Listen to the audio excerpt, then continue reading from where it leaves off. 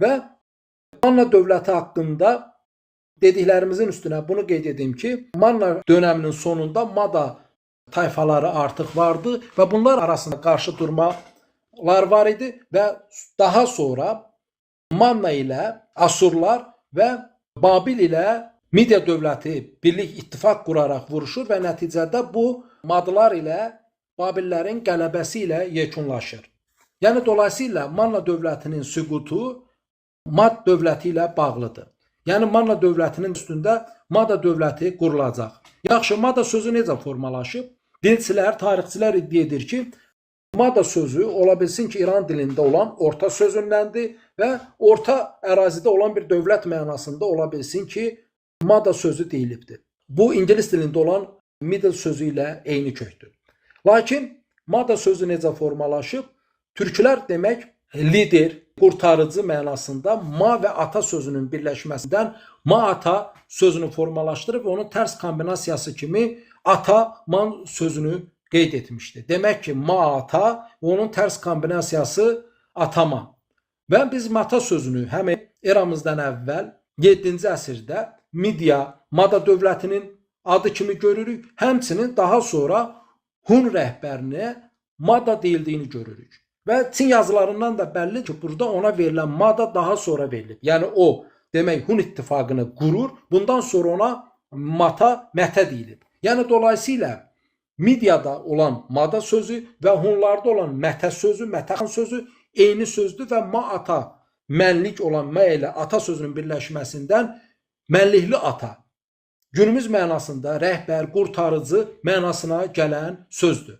Və həmin ma-ata sözünün tərs kombinasiyası bizim qarşımıza ataman kimi çıxır və həmin ataman sözü Qazaxlarda hələ də rəhbər mənasında, başçı mənasında işlənir. Azərbaycan dialektində ataman sözü hələ də var. Tutaq birinə deyirsən, atamanlıq edirsən və həmçinin Mətənin atasının adı da o bəzən deyirlər Teoman xan, Tuman xan.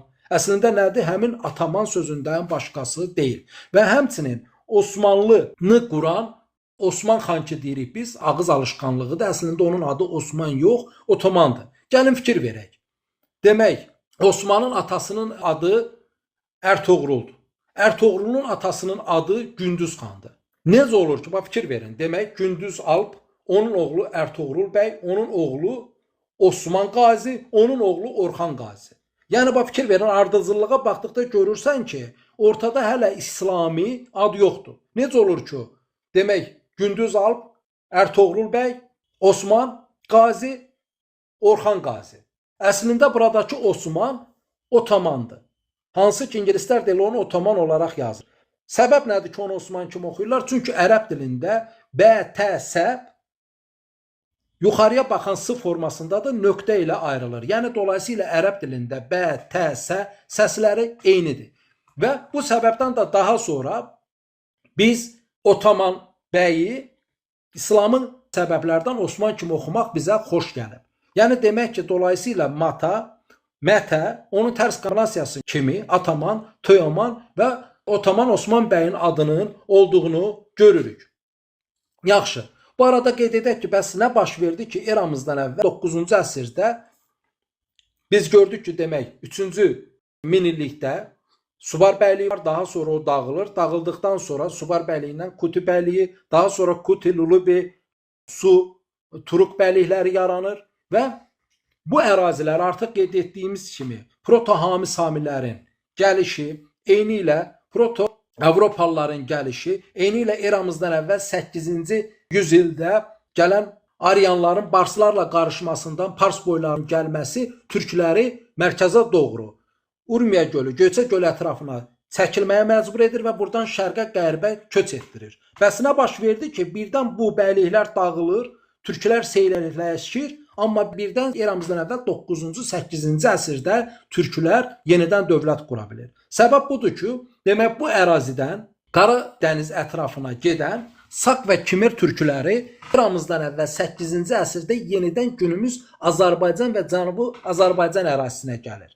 Və Sak Kimir və adını çəkdiyimiz Manna Midiya dövlətinin ətrafında yaşayan türklər yenidən bu birləşmədən, yəni iç türklərlə dış türklərin yenidən birləşməsindən canlanır. Və bu səbəbdən də onlar vahid, mərkəzləşmiş Manna dövlətini qurur, daha sonra isə Midiya dövlətini qurur. Baxdıqda görürük ki, həmin Kimmer saklar zaman-zaman özləri ilə vuruşur, zaman-zaman həmin saklar Madlara kömək eləyir, lakin bəzən saklara kömək edir. Və Kiaksar şahın zamanında Kiaksar şah, Midiya şahı Kiaksar şah, indi qarşıda danışacağım kimdir o. Kiaksar şah bütün Sak bəylərini qonaq çağırır və onları zəhərləyərək öldürür. Və bundan sonra Sak ittifaqı dağılır və bunun üzərinə Kiaksar şah və onun oğlu Astiaq şah dönəmində Midiya öz ən güclü dövrünü yaşayır. Lakin bundan sonra əraziyə gəlmiş artıq mələz topluluq olan farsların əlində aciz qalır və Əmənilər sülaləsi tərəfindən də süquta uğradılacaq ki, indi qarşıda onun haqqında da danışacağım. Və biz tarixə baxdıqda görürük ki, demək 1-ci Dara, Əhəməni şahı 1-ci Dara Bistun dağlarında böyük bir rəsm çəkdirir və onun yanına öz qələbəsini yazır. Və o bu qələbəsində demək perslərin Madalara qələbəsindən danışır. Niyə? Nə baş vermişdi ki, 1-ci Dara bax sevinclə bütün dünya elan etmək istəyirdi ki, biz sütun yazıtlarında mən Madalara qələbə çaldım. Hansı ki, bu qələbəni daha sonra Firdovsi öz şahnaməsində İran-Turan davası kimi yazacaqdır.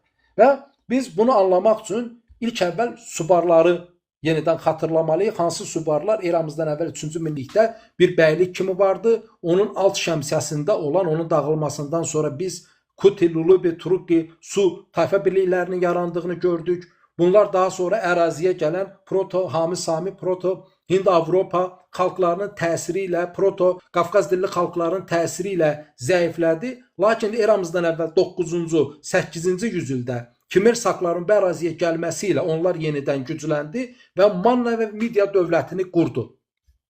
Lakin bu dönəmdə Asurlar demək eramızdan əvvəl 7-ci əsrdə Proto-Azərbaycanlıları, Proto-Türk xalqlarını, Azərbaycanda yaşayan türkləri dəfələrlə məğlub edərək pərən-pərən salır. Onları fərqli ərazilərə sürgün edir. Və Asurlar eramızdan əvvəl 721-ci ildə Yahudi dövlətini məğlub edir və nəticədə orada olan 30 mindən çox Yahudini günümüz Azərbaycan ərazisinə sürgün etdirir. Hansı ki, həmin o Yahudilər daha sonra dağ cuhudu olaraq xatırlanır və günümüzdə də Azərbaycanda bir hissəsi yaşamaqdadır. Və eyni ilə eramızdan əvvəl 673-cü ildə Asurlar Subarlara qələbə qazandıqdan sonra Subar şəhərlərini darmadağın edir və bu ərazilərə Hayların bir hissəsini köç etdirir. Fələstin ərazisində yaşayan Hayların bir hissəsini Göyçə gölünə doğru gəlişi bu zamandadır. Və biz artıq qeyd etdiyim kimi Asur sənədlərində görürük ki, eramızdan əvvəl 738-ci ildə Azərbaycan boyları, Proto-Türk boyları darmadağın edilir və bunlar içində biz Kutu, Lulubi, Zəngi, Nakabi, Budi kimi boy adlarının olduğunu görürük. Və demək ki, Türk boylarını bu ərazidən Asur və Urartu dönəmində məğlub olur, onları deportasiya edirlər. Asurlar bu əraziyə qismən Hayları gətirir, Yahudiləri gətirir. Urartularsa öz Proto-Qafqaz dilli xalqlarını bu ərazilərə gətirmişdi. Lakin bu seyrələşmənin qarşısı nə zaman alındı? Demək, Qara Dənizdən günümüz Azərbaycan ərazisinə gələn Sak Kimmerlərlə bu seyrələşmənin qarşısı alındı. Türk varlığı yenidən yaşamağa başladı. Lakin Madalara kömək edən Sak türkləri daha sonra Asurlarla ittifaq qurdu. Və elə bu səbəbdən də demək 616-cı ilə biz baxanda görürük ki, Mada hökmdarı Kiaksar şah Babil hökmdarı ilə müqavilə bağlayır, ittifaq bağlayır və Asurlar isə demək Manna dövləti ilə ittifaq bağlayır və vuruşurlar. Və bu vuruşda eramızdan əvvəl 615-612-ci ildə Madda və Babil ordusu qələbə qazanır. Nəticədə Asur dövləti tarixdən silinir və Manna dövləti süquta uğrayır. Yenində Madda dövləti artıq mərkəzi böyük dövlətə çevrilir. Lakin bu Madda dövləti də artıq qeyd etdiyim kimi saklarla zaman-zaman dostluq münasibətində olur, zaman-zaman düşmənçilik münasibətində olur. Hansı ki, bu düşmənçiliyi daha sonra Kiaksar Sak bəylərini çağıraraq qonaqlığa çağırır, hamısını zəhərləyir. Bu formada qələbə qazanır. Yaxşı, Madallar kimdir? İran dilli xalqdırmı? Qeybullayev yazır ki, Madallar əvvəlcə türk mənşəli bir boy idi, daha sonra tayfa ittifaqı qurdu və daha sonra isə onlar mərkəzi bir dövlət qurdu. Herodot Madallardan danışarkən qeyd edir ki, onların ilk rəhbəri Deyokdur. O pərən-pərən olan Madalları bir yerə toplayaraq bir dövlət qurdu. İndi qarşıda görəcəyik ki, o Deyok da kimdir? Və Mada və farslara toxunan Könk deyir ki, buradakı çəkişmələr, yəni Mada ilə farslar arasında olan çəkişmə milli etnik ziddiyyətdən baş vermiş bir savaş idi və yerli bəylər, yəni Madallar ilə gəlmə olan farslar arasında olan bir savaş idi. İndi Mada da farsdırsa, fars da farsdırsa, yerli kimdir, gəlmə kimdir? Demək ki, buradan aydın olur ki, yerli bəylər, Madallar türkdür, farslar isə gəlmədir. Və bu məsələlərə toxunan Lev Gumilyov və buna bənzər digər tarixçilər qeyd edir ki, bu əslində bir dini inancla bağlı olan mübarizə idi. Bu, yerli inanc ilə gəlmə inanc arasında baş verən bir mübarizə idi. Yəni, özət olaraq bu nədir? Demək, türklərin tanrıçılıq inancı, maq inancı ilə farsların ateşpərəstlik inancı arasında, otpərəstlik arasında baş verən bir müharibə, savaş idi. Hansı ki, Əhəmənilər dönəmində onlar öz otpərəstlik inancını yaymağa çalışacaqdı. Əsl zərdüştlüyü saxtalaşdırıb fars zərdüştlüyünə çevirməyə çalışacaqdı. Təsəvvür edin. Bu hadisələr eramızdan əvvəl 600-cü, 500-cü illər arasında baş verir. 1000 il sonra belə, Sasanilər dönəmində belə Sasanilər öz otpərəstlik inancını Azərbaycan türklərinə, günümüz Azərbaycan, Cənubi və Şimali Azərbaycan, yəni adı ilə Atropatena və Albaniya dövlətindəki olan türklərə təsir etdirə bilməmişdi, o inanca bağlaya bilməmişdi. Albanlar bunun üzərinə xristiyan olmuşdu. Cənubi Azərbaycanda Atropatena Asurbodun dövlətində yaşayanlar isə tanrıçılıq inancını davam etdirirdi. Yaxşı, nə baş verdi? Nə baş verdiyini anlamaq üçün biz baxmalıyıq Mada dövlətinin hakimiyyətində olan şahların adına. Eramızdan əvvəl 7-ci əsr 675-ci illər arasında Deyok hakimiyyətdə olur. Daha sonra Faraord eramızdan əvvəl 675-653-cü illər arasında hakimiyyətdə olur. Ortada bir 30 illik Sak dönəmi var və bundan sonra Kiaksar hakimiyyətə gəlir. Eramızdan əvvəl 625, eramızdan əvvəl 585-ci illər və sonuncu şah da Kiaksarın oğlu Astiaq dönəmidir. Eramızdan əvvəl 585, eramızdan əvvəl 550-ci illər. Və bundan sonra Astiaqın qız nəvəsi 2-ci Kir hakimiyyətə gəlir və bundan sonra Əhəməni sülaləsi Türk Mada sülaləsini əvəzləyəcək. İndi bax, burada nə baş verdi? Və yenə deyirəm, 1-ci Dara niyə sevinərək farsların Mada üzərində qələbəsini göstərirdi? Gəlin ilk əvvəl bax, adların təhlilinə baxaq. Deyok sözü türk dilində toy ağası deməkdir. Toy sözü günümüzdə yalnız toy düyün mənasında, şənlik mənasında istifadə olunur. Əslində qədim türk dilində toy sözü tikmək, takım sözünün kökü ilə eyni kökdür və birlik, qurultay mənasına gəlir. Və Dədə Qorqud dastanında da, məsəl üçün deyir ki, bəylər yığışdı, toy etdi. Buradakı toy nədir? Qurultaydan söhbət gedir. Burada gördüyümüz kimi hər hansısa bəylə gəlinin evlənməsindən söhbət getmir. Və toy ağası Deyok əslində səs ilə, səs çoxluğu ilə seçilmiş ağa deməkdir. Bax, fikir verin, Herodot nə deyirdi? Deyirdi ki, Deyok pərən-pərən olan Mada bəylərini bir yerə topladı. Mən iç Oğuz, dış Oğuz söyləşisində qeyd etmişdim ki, demək, köçarı olan türklərin bir üstünlüyü var idi. Bu üstünlük nə idi? Türklər bir düşməndən daim qaçırdı və bütün türk boyları, o köçarı olan türk boyları, demək, köçarı olduğundan burada yalnız könüllülük şəklində ittifaqlar qurulurdu. Bu ittifaqlara da toy birliyi deyilirdi. Yəni, sən şəhər salmış birini gəlib zəbt edərək özünə tabi edə bilərsən. Lakin köçarı olan, çoxlu sayda ilxıları olan birini özünə tabi edə bilməzsən. Bu tayfalar yalnız öz xoşu ilə birlik olurdu. Niyə? Daha güclü dövlətlərə qarşı güc gələ bilsin. Fərz edək ki, bir boyun 5000 çadırı var, 10-20 boy birləşdikdə daha böyük bir ittifaq olurdu. Və bunlar könüllülük şəklində birlik qururdu. Firidun Cəlilov buna ilk hərbi demokratiya adını vermişdi. Yəni türklər demək ki, köçəri türklər ilk hərbi demokratik dövləti, yəni səs çoxluğu ilə birliyi qurmuşdu. Və bu səbəbdən də buna toy ağası, yəni qurultay ağası, səs çoxluğu ilə seçilmiş ağa deyilirdi.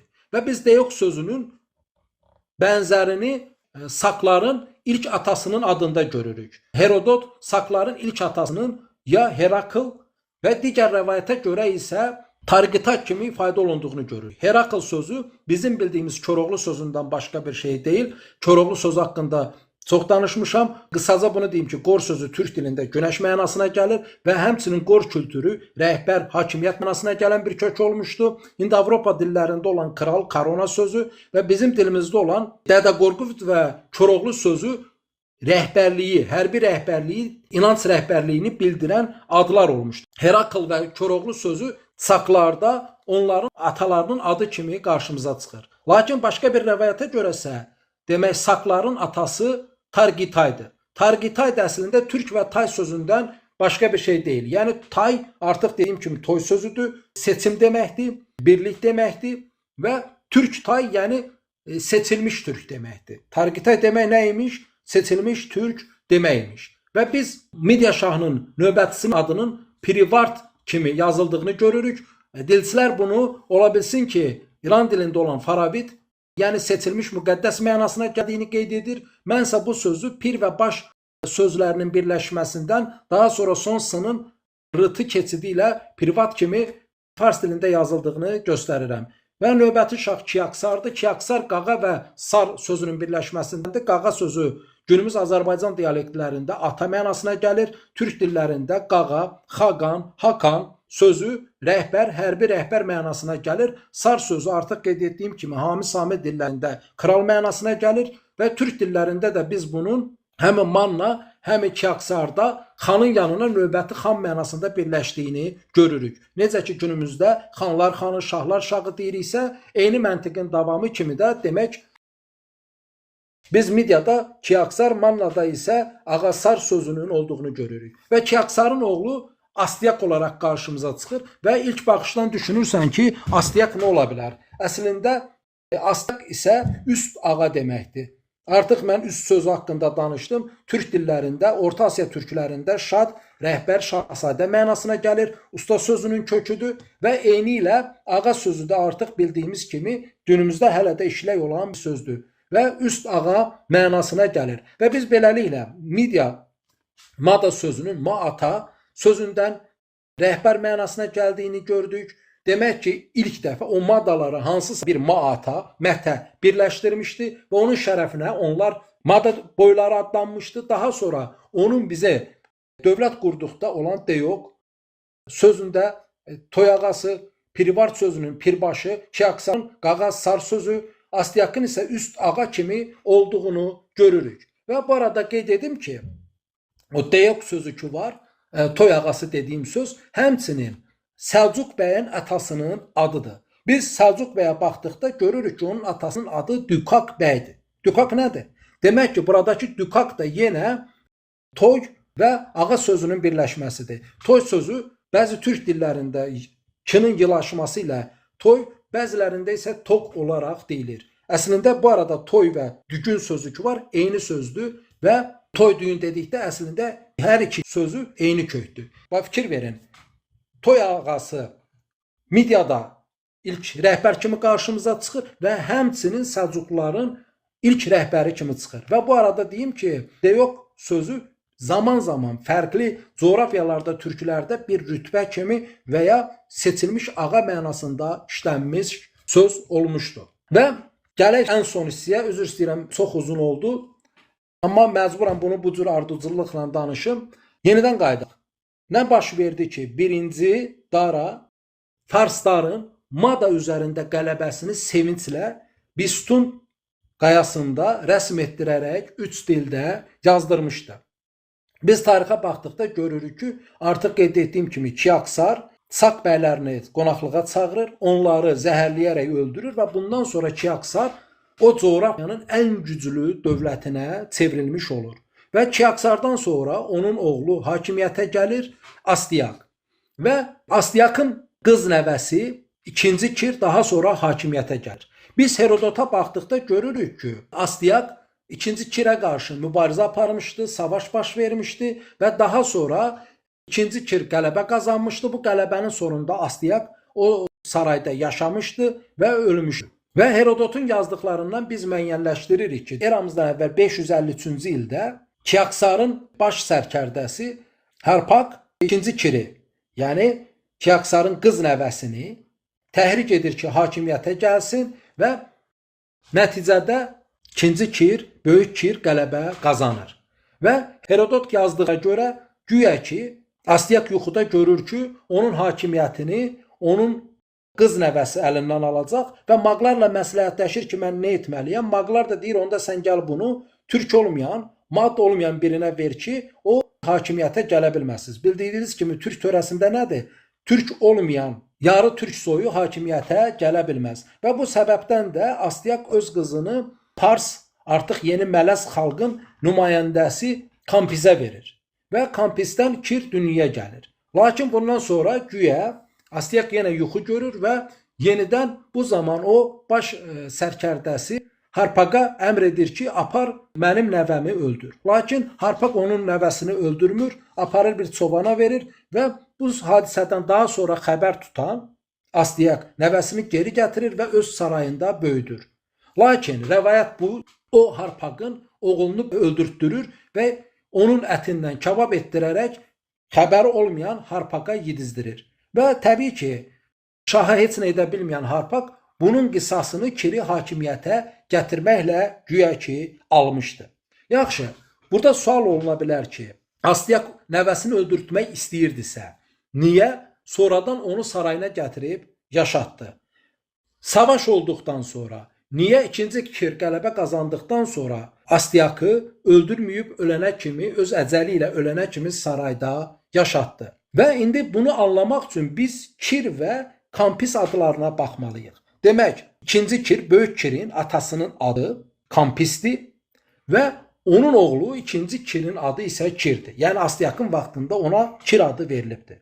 Mən artıq söyləşinin əvvəlində qeyd etdim ki, türklərdə bir qor kültürü olmuşdu və bu qor kültüründən Qor oğlu və Dədə Qorqud inancı formalaşmışdı. Və buradakı qor sözü günəş sözü ilə eyni kök olub və həmçinin hakimiyyəti təmsil edən bir titul olmuşdu. Dolayısıyla Dədə Qorqud, yəni müqəddəs qor, müqəddəs günəş, müqəddəs hakimiyyət mənasına gələn bu söz Dədə sözü ilə Ağsaqqallar Şurasını, Ağsaqqallar Şurasının ən üst titulunu ifadə edirdisə, Kör oğlu, Qor oğlu isə həmin rütbənin demək hərbi rütbəsini ifadə edən söz olmuşdu. Biz tarixdə fərqli Koroğlu dastanlarının olduğunu bilirik. Sadəcə olaraq biz bu fərqli dastanların fərqli türk boylarında, fərqli regionlarda öz çağına uyğun yenidən modifikasiya edərək yazdığını görürük və sonuncu Koroğlu dastanı da Azərbaycanda gəlir. Türkmənləri, Qızılbaş türkmənlərini qıran Osmanlı sultanı və paşalarına qarşı vuruşan igidə Koroğlu deyilir və bu Koroğlu sonuncu versiyası 16-cı əsrdə köhnə dastanın üstünə yazılmışdı. Bütün bunları deməkdə məqsədim nədir? Demək ki, həmin qor sözünü Astyakın vaxtında Kampis öz oğluna verərək türk inancını, kültürünü yaşatdığı Astyak şaha göstərməyə çalışırdı. Yaxşı, Kampis sözü özü nə deməkdir? Dilçilər iddia edir ki, Kam sözü Fars dilində arzu deməkdir. Qama çatdım deyirsəni. Bu Fars dilinə aid edilir və buradakı Kampis sözünün də demək Kam hissəsinin arzu, biz hissəsinin isə hər hansısa qeyri-müəyyən bir şəkilçi olduğunu düşünürlər. Lakin biz tarixə baxdıqda baş sözünün türk dilində rəhbər titul mənasına gələn bir çox adlı olduğunu görürük. Məsəl üçün, onbaşı, yüzbaşı, minbaşı, elbaşı, elbaşının tərs kombinasiyası olan Basil Yunanlarda qarşımıza çıxır. Bu haqda Firidun Cəlilov geniş formada yazıb və eyni ilə Firidun Cəlilov hay ermənilərdən danışarkən göstərir ki, demək haylar bir türk məbədini özlərinə məbəd kimi qəbul etdi və mətndən məlum olur ki, burada məbədin başçısı Basqamdır. O Basqamı Firidun Cəlilov göstərir ki, buradakı Basqam əslində başqam deməkdir. İndi fikir verin. Elbaşı, Basel və eyni ilə başqam və onun tərsi olan Kambis, Kambaş. O Kambaşı biz sadəcə olaraq bilərəkdən və ya bilməyərəkdən Kambis kimi göstərmişdilər. Yəni demək ki, nə baş verdi? Mən qeyd etdim ki, Hind-Avropalıların bir hissəsi Xəzər və Aral gölünün arasından üzü aşağı gəlmiş, günümüz Əfqanistan ərazisində iki hissəyə ayrılır. Bir hissə Hindistana gedir, növbəti bir hissə isə Əmarəsinə gəlir və burada Bars türkləri ilə rastlaşır. Bu bizim eramızdan əvvəl 8-ci əsrə təsadüf edir. Və daha sonra Bars türkləri ilə mələzləşən, qarışan Aryan boyu bundan sonra Türk boy adı ilə Bars kimi xatırlanır. Bu Bars Perslər demək mələz bir xalq idi. Yəni Türk ilə Aryan kültürünü iç-içə yaşayırdı. Və bunların bəyi daha sonra Asyaka xoş gəlmək üçün nedir? Türk inancını yaşadır. Və bu səbəbdən də ona verilən titul Kampis idi, Kambaşı idi. Kambaşı. Və o öz oğluna Qor adını verir. Yəni ki, eyni ilə Türk inancında olan Qor kültürünü yaşadacaq biri olduğunu göstərir. Ortada qalan yeganə sual bu idi ki, Astyakın, Üst ağanın oğlu var idimi? Bəzi mənbələrə görə bəli oğlu var idi. O oğlu hara getdi? Əcəli ilə mi öldü? Yoxsa Kampis onun tərəfdarları tərəfindən mi öldürüldü? Və bundan sonra artıq Astyak öz hakimiyyətini qızının nəvəsinə verməyə məcbur oldu. Artıq çünki başqa varisi yox idi. Və Astyak da elə bu formada vəfat etdi. Lakin həmin o Qor, Kir, Böyük Kir kimi tarixdə xatırlanacaq, hakimiyyətə gəldikdən sonra indiyə qədər Astyak zamanında Mad Türk kültürünə davam etdirəcək bir nümayəndə kimi özünü göstərməsinə baxmayaraq artıq Fars kültürünü Türk kültürünün üzərinə inşa etməyə çalışdı. Və elə bu səbəbdən də Astyak şahın nəslindən olan, soyundan olan bir şəxs üsyan qaldırdı, hakimiyyətə gəldi. Və bu şəxsə Qamata deyilir və Qamatada artıq göründüyü kimi Kam və ata sözündəndir. Yenə bir tituldur. Bir rəhbər, Maatada olduğu kimi qurtarıcı sifətidir. Hər hansısa bir şəxs adı deyil. Lakin 7 aylıq dövrdən sonra Qamata öldürülür və bunun üzərinə yenidən Əhəməninin, yəni həmin Kampis ilə Qorun sülaləsi olan Fars Mələz boyunun soyundan olan Əhəmənilərin növbəti qolundan olan Dara hakimiyyətə gəlir. Və artıq bu Dara zamanında bizim bildiyimiz bütün saxtalaşdırmalar baş verdi. Türk kültürü, Mada Türk inancı, kültürü tamamilə məhv edilməyə çalışıldı və bu Dara'nın yaratdığı Əhəməni sülaləsi də Böyük İskəndərin bu əraziləri eramızdan əvvəl 330-cu illər ətrafında işğalına qədər davam etdi. Və indi buna ən gözəl nümunə nədir? Fikir verin. Demək ki, burada Farslar öz kültürünü Türk kültürü üzərinə inşa etmək istəməyinin ən gözəl bariz nümunəsi budur. Türklərdə Tanrı məngü olan bir fayda var. Artıq məngi sözünün dilimizdə olan min, çoxluq mənasına gələn söz kökü ilə eyni olduğunu, burada n-nın nıqlaşması ilə məngi türk dilində əbədi sonsuz mənasına gəldiyini görürük. Fikir verin. Türklər Tanrı məngü dedikdə əbədi, sonsuz Tanrı deməkdir. Burada Tanrı məngüdə t səsi götürərək Farslar Anqra Manyus sözünü şər tanrısına çevirdi.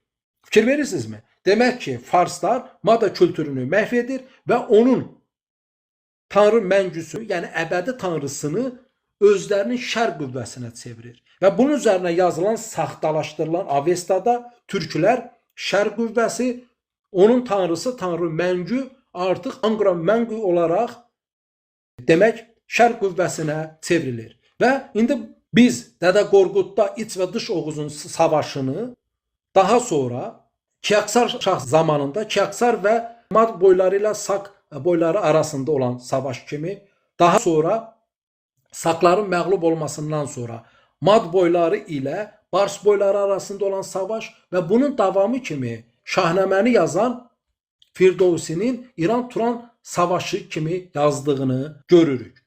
Yəni dolayısıyla bax, həmin Farsların Türkə qarşı olan həmin o nifrəti, bəlli olmayan nifrəti demək Tanrı məngünü Anqra Mangiyə çevirərək gələn bir kültürdür, inancdır və madlara qələbə qazanan birinci dara və bu səbəbdən sevinclə Bistun yazıtlarında yazaraq göstərirdi ki, baxın mən artıq qələbə qazandım. Artıq mad kültürü üzərində Pars mələz kültürünü inşa edəcəm.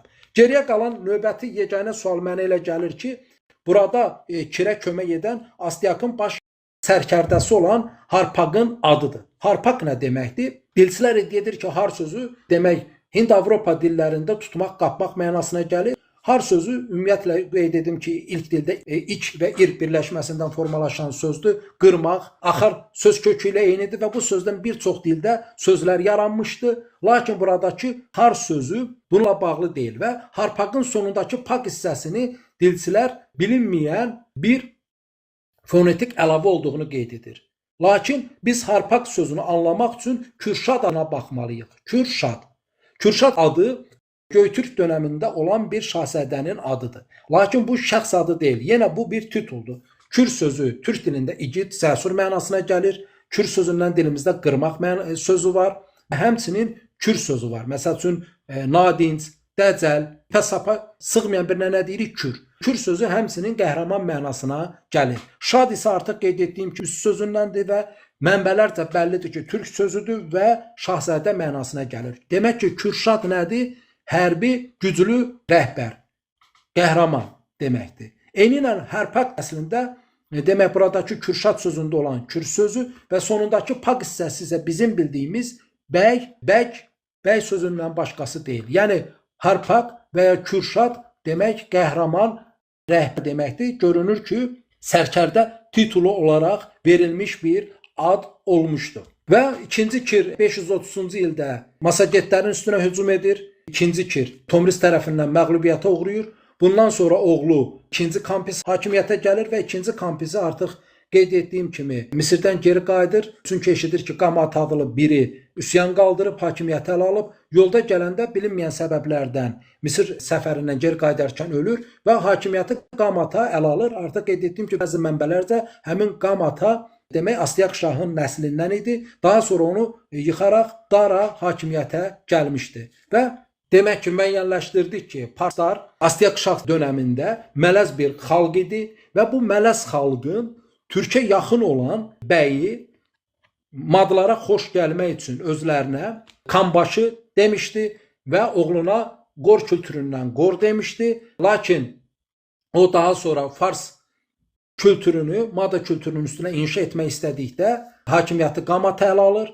Lakin bizi Dara tərəfindən öldürülür və bizim bildiyimiz bütün Mada kültürü və bunun üzərinə sıfırlanmağa çalışılmışdı. Və bu yüzden də həmin dövr geniş formada yenidən araşdırılmalıdır, oxunmalıdır. Madanın paytaxtı Ökbatandır.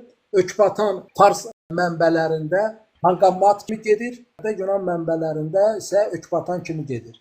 Buradakı ök sözünü artıq qeyd etdiyim kimi Tanrı mənasına gələn ök sözüdür. Batan sözü isə şəhər mənasına gələn söz olmuşdur. Biz bir çox toponimdə batan sözünü görürük. Lakin bu batan yerə batmağı ifadə edən söz deyil. Bu türk dilində olan xalq mənasına gələn bodun sözü, bütün sözü və bədən sözü ilə eyni kök olan sözdür. Hansı ki, güya ki, ərəb dilinə aid edilən vətən sözü ilə də eyni kökdür. Dolayısıyla Ökbatan, yəni imanlı xalq və ya imanlı şəhər demək olmuşdur. Mənə elə gəlir ki, yetərincə danışdıq. Bu yüzden də artıq mövzunu bitirirəm. Çox sağ olun Rəşad bəy. Bir daha təşəkkür edirəm ki, canlı yayınımıza gəldiniz. Bu gözəl bilgiləri bizə verdiniz. İndi Axşamınız xeyir. axşamınız xeyir. Bəy, mənim sizə idi sualım. Bu Əfrasiyab adı ilə bağlı idi. Bu Atropatenanın qış paytaxtının adı bildiyimiz kimi Fraspa deyirlər də. Bu Fraspa ilə bu Əfrasiyab adının bir əlaqəsi ola bilərmi, onu soruşmaq istəyirəm. Əvrasib Adını düşünülür ki, Avrasib adı Alpertonqanın fars dilində təhrif olunmuş formasıdır. Əslində isə Avrasib adı Bars sözündən olub, Bars sözünün fonetik dəyişimi kimi Firdovsi zamanında Əvrasib sözünə çevrilmişdi. Xatırladım ki, Alpertonqadakı tonqa sözü də yenə əski türk dilində bəbir, şir, aslan mənasına gəlir. sualı yerində verdim. Bizə bir şey deyim qısaca.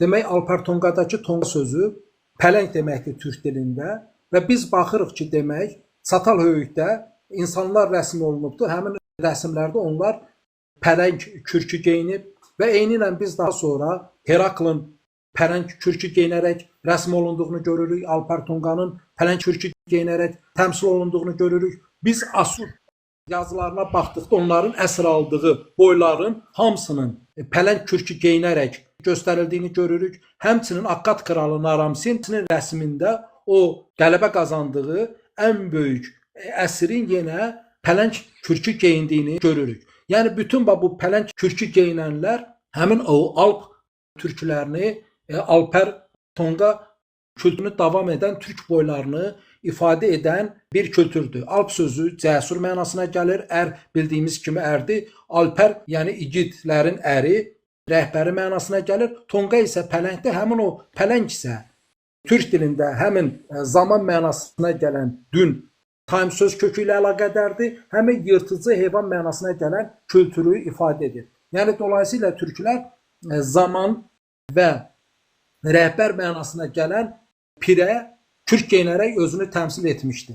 Yəni Alper Tonqa daha sonra Fars boğazı ilə Şahnamədə Əfrasib kimi göstərilibdir. Həmin o dediyin şəhərin adı da Pir kökü ilə bağlıdır. Bərdə sözündə olduğu kimi. Kiaksar ki, Sak bəylərini götürüb zəhərləyir və əslində Alper Tonqa görünür həmin o zəhərlənmədə zəhərlənir ölür və bunun üzərinə Sak dövləti, ittifaqı dağılır. Və bundan sonra Saklar yenidən pərən-pərən düşür, Subarlar pərən-pərən düşür. Yəni Barslar da yenə türk boyları da, Bars sözü özü də yenə söyləşin əvvəlində qeyd etdim. Demək bir türklər onu ittifaq yaradan rəhbərə pir deyir. Lakin pir sözünü hələ yaza bilmədiyindən o pir sözünə uyğun olan ya boğaz ya börü damğası vururdu bayrağına. Belə bu səbəbdən də daha sonra fərqli qarşımıza pirlər, Barslar və börülər çıxır. Və eyni ilə həmin o kültürü biz harada görürük, yenə deyirəm, Alper Tonqa, Herakl və digər Asurların qələbə qazandığı adamlarda və Naramsinin qələbə qazandığı adamın bəbir kürkü geyinən adam formasında, pələng kürkü geyinən adam formasında göstərilir ki, bu da demək ən azı bir 2-3 min illik bir kültürdür ki, türklər demək, o biz deyirik, məsəl üçün pirlər post geyinir, dəri post geyinir. Amma həmin dəri post geyinmə Çatal Höyükdən üzü günümüzə gələn bir kültürdür. Rəşad bəy, çox sağ olun. Siz də çox sağ olun.